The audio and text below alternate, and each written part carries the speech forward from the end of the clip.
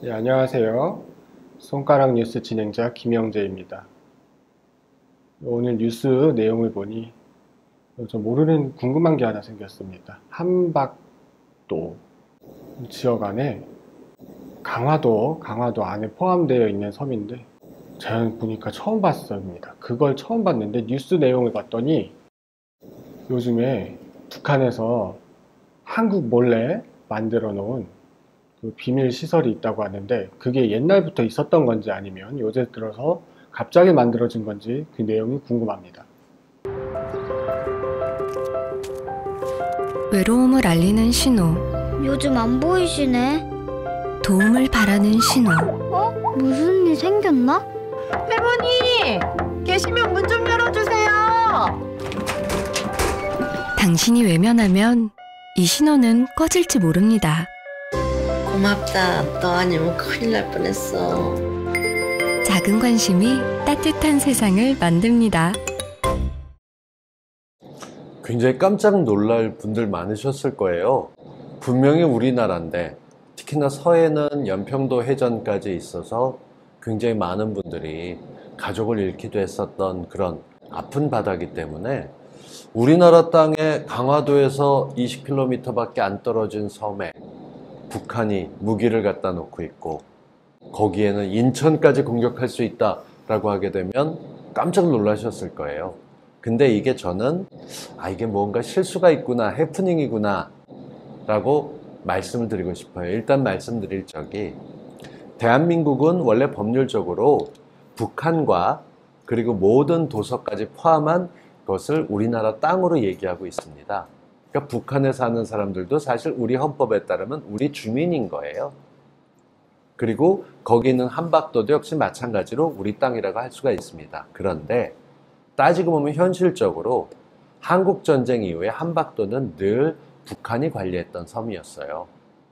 여러 지도, 우리나라 지도뿐만 아니라 해외에서 나온 섬을 봐도 함박도는 북한이 갖고 있는 섬이다, 통치하는 섬이다 라고 구분이 돼 있는데 이게 무슨 일이 생겼는지 한 40년 전쯤에 그 강화도 밑에 우리나라 쪽으로 표시가 돼 있어요. 아마 개성공단 아시는 분들은 아실 텐데요. 개성은 우리가 왔다 갔다 하면서 공단도 있었기 때문에 한국하고도 됐고 우리 영역에도 포함이 되어 있습니다. 그런 것처럼 우리 땅이 아닌 데를 이름을 붙여서 지금 현재 우리가 싫어하지 않지만 거기를 우리가 관리하는 것처럼 되어 있다면 여기는 실제로 북한이 관리하는 섬인데 우리 행정 전산망을 아마 만들면서 그때쯤 착오가 생기지 않았을까 생각하는데 그게 북한이 관리하는 지역인데 우리나라로 주소가 배정이 돼 있어요. 지금 열심히 찾고 있다고는 하는데 40년 전에 포함된 것만 알려져 있지 실제로는 이게 어떻게 하다 여기 들어왔는지 잘 모르고 있는데요.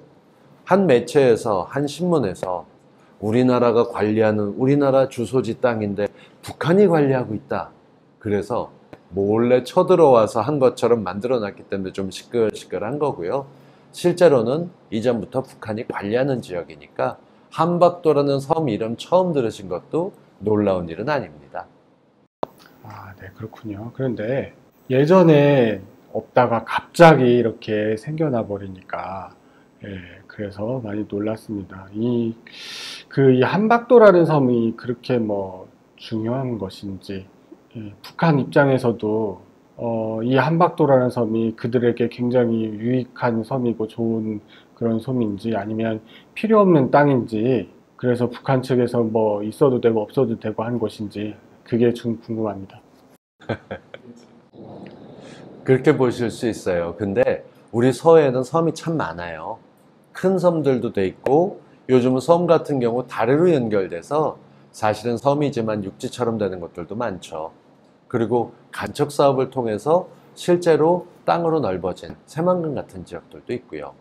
근데 이 섬 같은 경우는 측량을 통해서 우리 쪽에 이 관련된 섬이 5개 정도가 있는데 이거 대한민국에 포함시켜야 되는 게 아니냐라고 그 당시 관공서에서 설명을 내려보냈고 강화군에서 하면서 등록을 시키긴 했었는데 실제로 거길 찾아가서 확인해보고 그런 것들은 아니었었어요.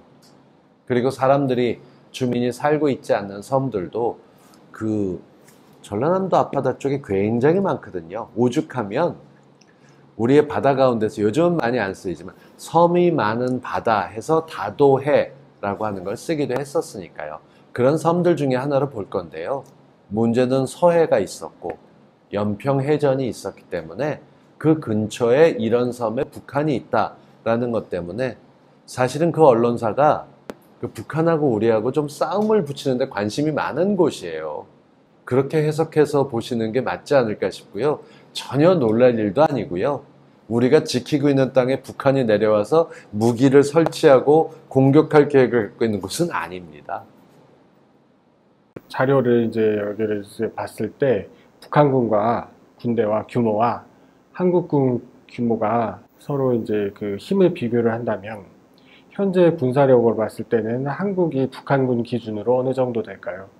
지금 우리는 경제적으로도 먹고 살면서 넉넉하지만 수많은 무기들을 갖고 있는데요. 북한 같은 경우는 무기에 들어와 있는 것들도 역시 마찬가지로 금수 조치가 돼서 마음대로 수입하지 못했어요. 물론 북한하고 연결이 잘 돼 있는 여러 나라에서 무기를 공급해 줬다고 하지만 무기 규모로 보거나 군인으로 봤었을 때 지금 현재 규모 비교하는 것들은 사실상 의미가 없고요.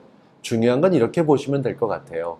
우리는 지금 20대 청년 남자들이 의무적으로 복무를 하게 돼 있습니다. 그리고 거기에 대해서 훈련이 잘 돼 있고 수많은 군인, 그러니까 각 가정의 아들, 그리고 지원하는 딸들 역시 복무를 하고 있어요. 그러니까 그런 면에서 놓고 보게 되면 군사력 비교라는 것은 실제로 물리적인 충돌이 있을 경우에 나오는 건데요. 요즘 외국에서 전쟁 났다 하게 되면 공군이 가서 폭격을 하고 그 다음에 나머지 것들, 지상에서 펼치는 전쟁들은 사람이 워낙 많이 다치기 때문에 자제하는 쪽들도 있는 거죠. 연평해전 같은 경우도 굉장히 아프게 우리 군인들이 생명을 잃긴 했지만 그게 경험이 돼서 이제는 서로 경계하고 불필요한 충돌은 하지 말자 하는 쪽이에요. 그런 걸 놓고 본다 그러면은 원래 전쟁이나 싸움 구경이 세상에서 제일 재밌다고 하는데 서로 몇 대 몇으로 싸우냐 숫자를 비교하는 걸 하고 싶지만 중요한 것은 안전하게 서로의 영역이 돼 있고요.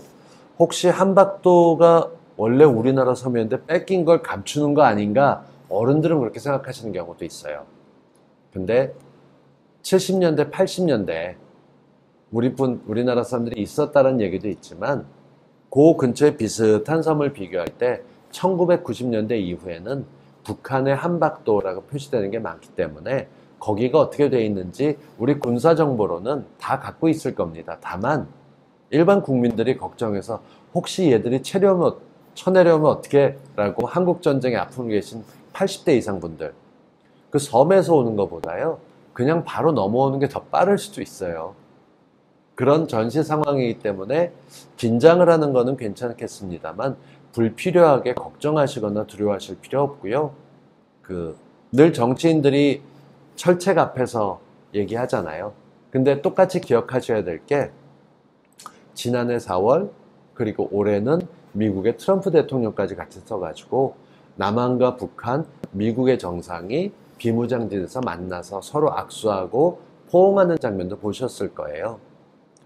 총을 들고 그리고 서로를 죽이는 전쟁이 있던 시기가 이제 막을 내리고 전쟁이 날 준비를 하고 있었던 냉전 시대라고 콜드워라고 부릅니다. 총을 쏘는 게 아니지만 전쟁 준비를 하고 있었던 그런 시대도 이제 막을 내리고 있어요. 남은 것은 평화를 위해서 해나갈 수 있는 시기다라고 하는 쪽이니까 그 평화를 위해 준비하고 있는 시기이기 때문에 한박도에 대해서 처음 든 게 놀라울 수는 있지만 너무 많이 걱정은 하지 않으셨으면 좋겠어요. 네, 근데 뉴스를 보면 진짜 놀랬지만 가만 보니 이제 뭐 그렇게 놀랄 일은 아닌 듯 합니다. 앞으로도 북한이 북한과 더욱더 이렇게 서로 잘 손을 맞잡고 문제를 잘 해결해 나갔으면 좋을 것 같다고 생각합니다. 요즘 혹시 북한하고 우리가 사이가 조금 좋아진다고 무기 같은 거 안 사고 국방을 좀 게을리하는 거 아니냐 이렇게 걱정하시는 분들 계세요. 특히나 농인분들 같은 경우는 전쟁 사이렌 나도 듣지 못한다. 어떻게 해야 되나 걱정하시는 분들 계실까 봐 말씀을 드리는데요. 원래 힘이라고 하는 것은 적절한 무기도 있고 군인도 있어야 되고요. 지금 현재 정부 들어서 북한과 사이는 좋아졌지만 국방에 쏟는 금액들은 더 많이 쏟고 있어요. 무기도 넉넉하게 사고, 얼마 전에 기억하실 거예요. 동해를 통해서 그 엔진이 안 달린 목선이라고 하는 그냥 작은 배 하나가 떠내려왔던 적이 있어요. 작은 동력을 갖고 있는 배죠.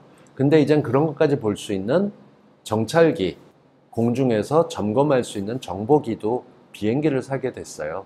그러니까 이 투자한 것들 금액이 많아지다 보면 국방도 더 튼튼해지고 있고, 지금은 북한과 좋은 관계를 유지하고 있지만 전쟁 억지를 할 수 있는, 전쟁이 나지 않게 막을 수 있는 투자도 계속 잘 되고 있다는 점에서 국방을 게을리하지 않는다, 무조건 퍼주는 게 아니라 오히려 우리 국방은 더 단단하게 잘 지키고 있다, 이것도 알아두시면 좋을 것 같습니다. 앞으로도 이제 군대에 대해서 많이 투자하고 한국군도 더 성장하고 이제 다른 적들이 우리를 무시하지 않고 깔보지 않을 수 있도록 그렇게 된다면 좋을 것 같네요. 자, 오늘 재밌게 봐주셔서 감사합니다. 그리고 재밌게 봐주셨으면 또 좋아요 그리고 구독, 관심 부탁드리겠습니다.